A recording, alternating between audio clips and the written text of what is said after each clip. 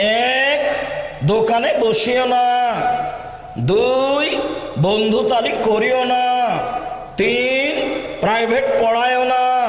চার, মানুষের বাড়িতে দাওয়াত খায়ও না। আমার মা পিছে পিছে হাঁটতেন আর বলতেন,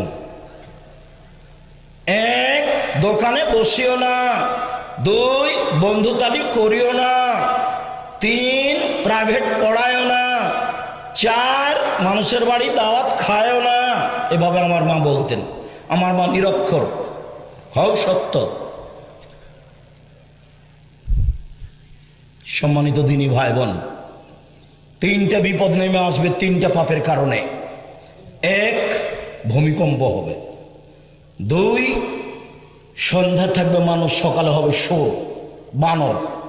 তিন, সমস্যা নেমে আসবে, কেউ কাউকে মানবে না। জমির যা দাম, রেস্ট্রিক্ট